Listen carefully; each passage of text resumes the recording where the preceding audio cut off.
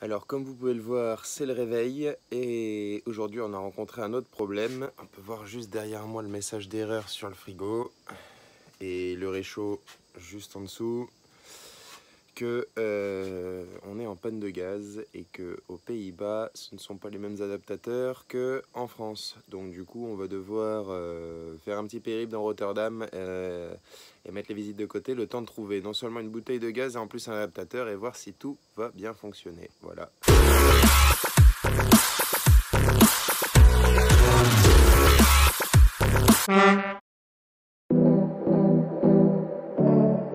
Notre première galère maintenant ça va être de trouver du gaz. Là on est en pleine zone industrielle, le Freedom Ride Car est garé derrière et on sait pas où on va, mais on y va.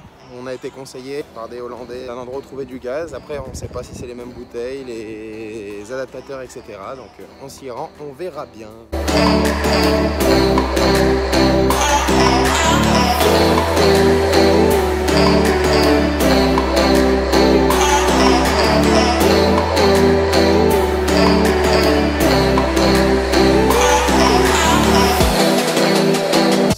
En fait de l'endroit où on était stationné, on a appris, donc nous on utilisait une application qui s'appelle Park4Night que beaucoup de camping-caristes connaissent, qui nous permettent en fait de trouver des endroits où stationner ou dormir. Et on s'est fait virer par les gardiens du parc, donc qui nous ont gentiment invités à dégager pour la nuit. Du coup nous sommes sur un parking en périphérie de Rotterdam et là la galère aujourd'hui c'est de trouver un parking. Alors après notre courte pause à l'extérieur de Rotterdam, en fait on va aller se remettre là où on était hier puisqu'on a le droit d'y stationner pendant la journée et on va aller faire notre visite. Comme ça on a une petite balade à vélo et on va vous montrer en fait l'architecture des maisons dans le coin. Je pense qu'elles vont faire rêver plus d'une personne. Les rideaux sont mis, on est arrivé à notre place de Rotterdam, c'est parti pour la visite.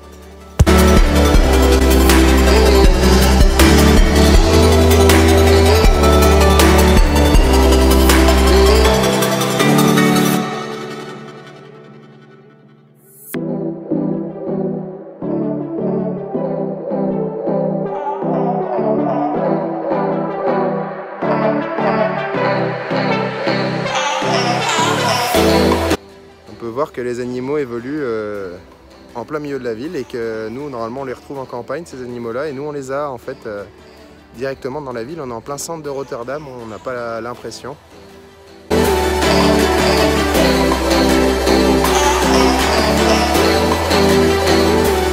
On a rencontré d'autres Français en fait qui nous ont dit il n'y a que des belles maisons ici, il n'y a pas de pauvreté. Toutes les maisons sont grandes, elles sont belles, entourées d'eau et entourées d'animaux.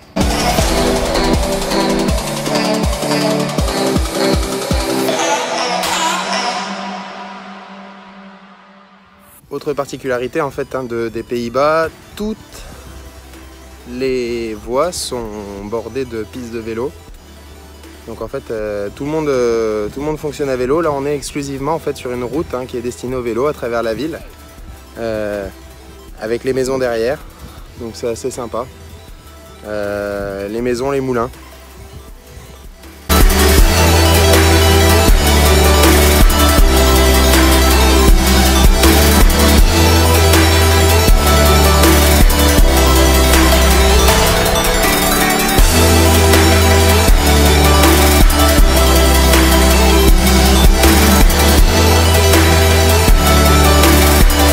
C'est l'effervescence.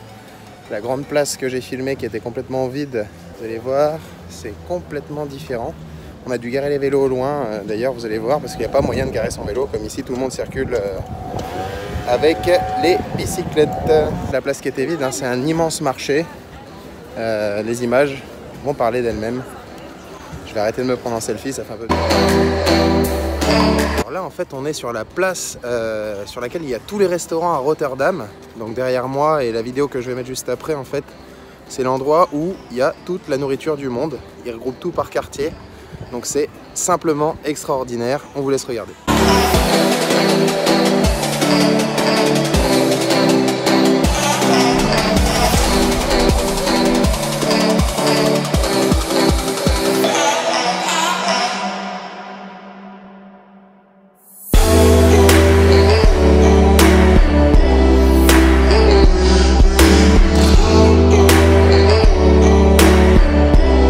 paradis de la bouffe. Alors là, c'est juste génial. On est dans le dôme que j'ai filmé et de la bière. En fait, il y a toute la bouffe de toute la planète dans un seul bâtiment. On peut voir derrière moi.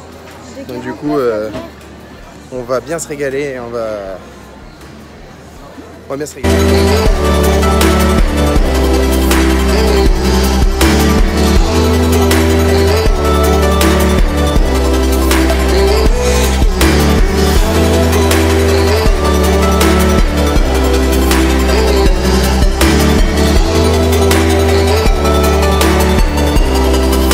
On est dans le quartier où les maisons en fait sont toutes penchées de travers, on peut les voir au-dessus de moi là. On va essayer d'aller visiter, apparemment c'est visitable. La suite encore en immeuble.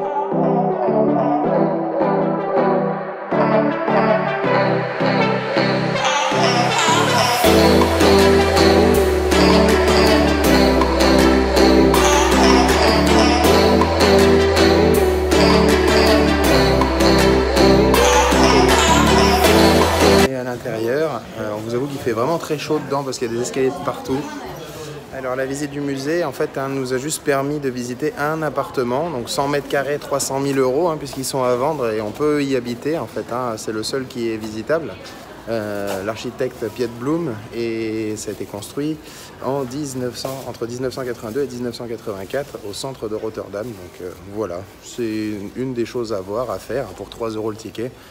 Bon, peut-être un peu cher. Notre impression sur l'endroit, c'est qu'on s'y sent un peu à l'étroit. Il fait vraiment très chaud, c'est pour ça qu'ils mettent des climatisations dedans. C'est vraiment des cubes, même si ça fait 100 mètres carrés, on est quand même à l'étroit puisque toutes les formes et tous les volumes sont cassés par le fait que c'est complètement à l'envers. Les parois sont complètement penchées. D'ailleurs, on peut voir derrière moi que voilà, ce sont des appartements qui sont tous imbriqués les uns dans les autres.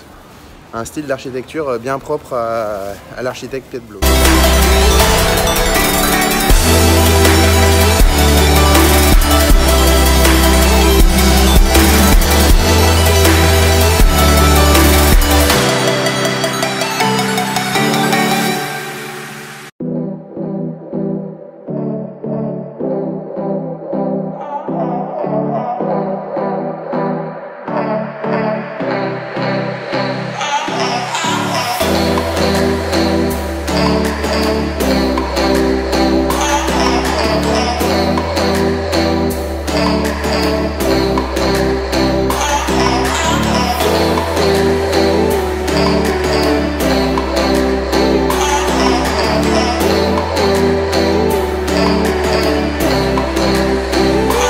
Vous aviez déjà vu un parking à vélo? Et ben nous, c'est le cas aujourd'hui. Regardez ça.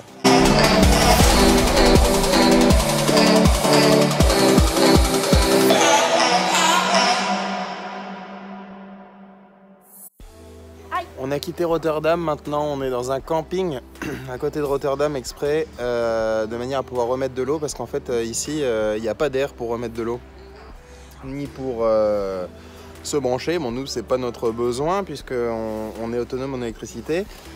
Par contre on a besoin de faire la vidange des eaux grises, la vidange de la cassette et puis en même temps remettre vraiment notre plein d'eau pour qu'on puisse être autonome. Du coup on a privilégié ce camping, un petit camping à 18 € la nuit pour pouvoir faire le plein de tout ça.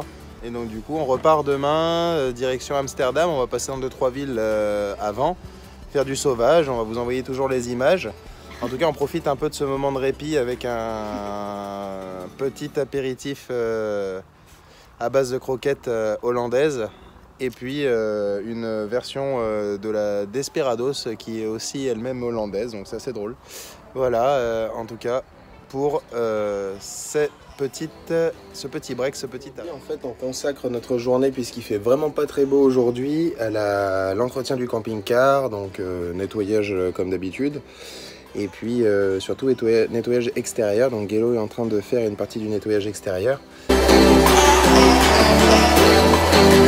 Quand le camping-car se transforme en séchoir géant, puisque le sèche-linge n'a pas suffi à tout sécher. Donc du coup on est dans le linge.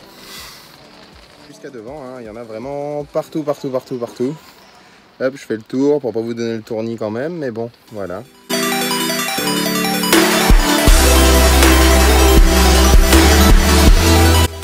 voilà les choux, c'est la fin de cette vidéo. Si elle vous a plu, n'hésitez pas à vous abonner à notre chaîne Freedom Ride Trip Family. Si vous êtes déjà abonné, lâchez un petit pouce bleu ou un commentaire. En attendant, on vous dit à bientôt pour la prochaine vidéo, la numéro 6, qui parlera de notre rencontre insolite. Qu'est-ce qui a pu bien se passer à Haarlem? En attendant, n'oubliez pas, suivez vos rêves, ils connaissent le chemin.